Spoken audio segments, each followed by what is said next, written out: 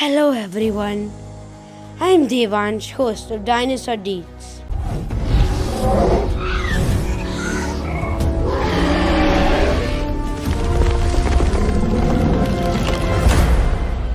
And today, wait, are those rats I see?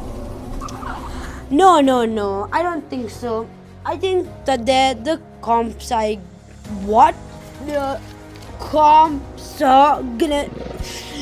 I've spent an entire day studying this. That's why I look very tired and everything is unorganized. Okay, no, that is definitely a tongue twister. So let's not embarrass ourselves. From now, let's call it the Compi. And that's the dinosaur we're talking about today. So the Compi is tiny. Like really tiny. That's why I confused it with a rat.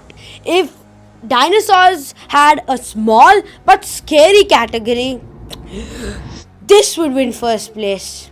So imagine this. You're just chilling, minding your own business, and then suddenly Compi show up. Not one, not two, not even three. An entire pack of Compis. Yeah, that's when things get serious and terrifying. Alone, adorable. In a pack, absolute chaos. Now, imagine you have to compro with the Compi. Oh wait, sorry, so silly of me. I mean, compromise with the Compi. Yeah, nope, definitely not happening. And there is no negotiation. The Compis have already chosen, and you're on the menu. So, how small were they? They weighed only 1 kg and were 75 centimeters long. That's like a dinosaur version of a skinny house cat. Except this house cat does not want cuddles. Its name means elegant jaw. Elegant, really. I think the person who named him was being really generous. They're more like dinosaurs on a diet. They mostly eat insects and other small animals. They really need a nutritionist. Someone really has to tell them to sit down in a civilized manner and eat a sandwich or another type of normal food. Oh wait, do not give them a sandwich or any other type of food. The Compis were originally discovered in Germany but lived all across Europe. The person who discovered the Compis was called Joseph Obendorfer. That's also like a tongue twister. Anyways, if I discovered that terrifying creature, I would run away and pretend that I didn't see anything.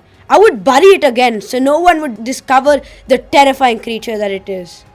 The Compis look small and terrifying. They have big, round, cute, innocent eyes and are alert and are really quiet.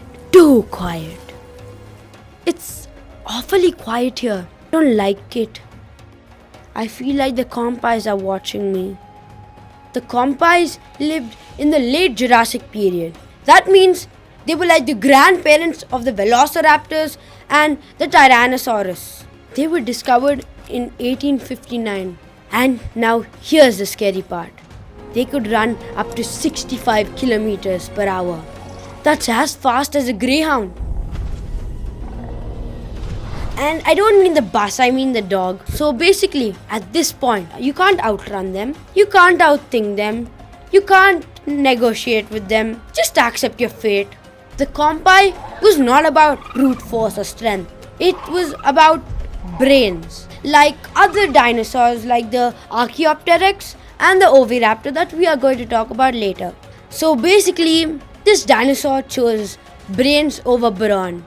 And that is more dangerous because smart plus fast plus hungry equals, oh my god, destructive. Oh, thank you. Wait, no. Take it away. Compis love food. Any food, all food. They will eat the sandwich, they will eat me, they will eat the chair, they will eat the table, possibly even the entire podcast. Take it away. No. Phew. Thanks. That was close. Okay, I think we're safe for now. That's all for today's episode of Dinosaur Deets. In the next episode, we are going to talk about the Allosaurus. Until then, stay safe, stay quiet, and if you see something small chasing you, run, but you might already not come back for the next episode. So, stay safe. This is Devansh signing off from Dinosaur Deets.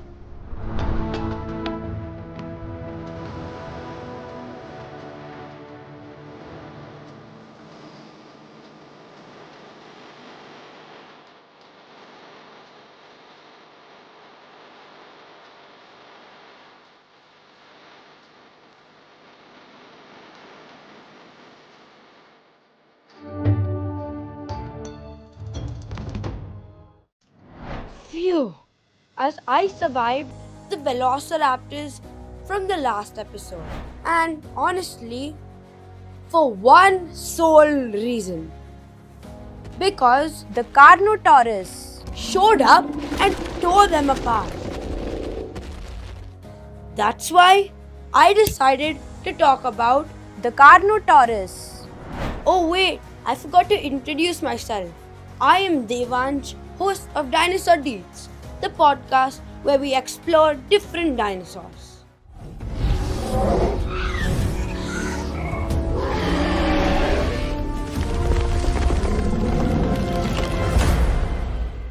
And today we're talking about one of the most powerful dinosaurs, the Carnotaurus. I'm standing right now because the velociraptors from last episode tore my chair down, and they also tore my entire stage down, including the lights.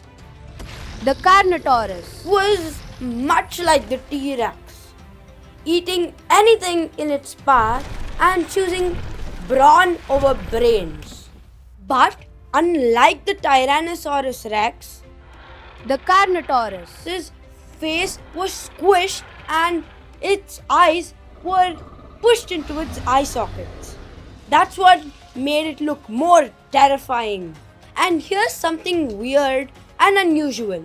The Carnotaurus had two tiny horns on its head that scientists are still figuring out the use for. Also, its arms, teeny tiny. In the before episodes, I talked about how small the Tyrannosaurus Rex's arm was. But imagine, the Carnotaurus's arm was half the size of a Tyrannosaurus's arm. So yeah, not very useful. But don't be fooled. This giant creature could weigh up to 2,000 kilos and more. And it also was 7 to 9 meters long. Just a small side fact, it was discovered in 1984. It lived mostly in Argentina and other South American countries. And it pretty much terrified anything that walked past it. Makes sense since it looked terrifying. Its name means meat-eating bull. So I'm really scared. Even though the Carnotaurus was big and bulky, it could run up to 56 kilometers per hour. That's as fast as an American antelope. That gives me the spooks. But as you might all know from the earlier episodes, all dinosaurs have at least two major weaknesses. And the Carnotaurus did have two. The first one was that its arms were tiny, stiff, and could not move. So basically, to sum it up, useless. So it had to carry extra weight for nothing. Its second weakness was its jaw bite.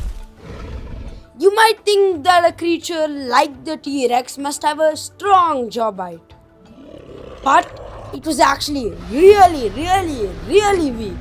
And if you ever fight a Carnotaurus, watch out for its feet. They can crush you. But also, I have valuable advice from a dinosaur expert. Don't fight one. So, the next time you run into a Carnotaurus, just note that they are friendly. Or are they? In the next episode, we are going to talk about the smallest dinosaur.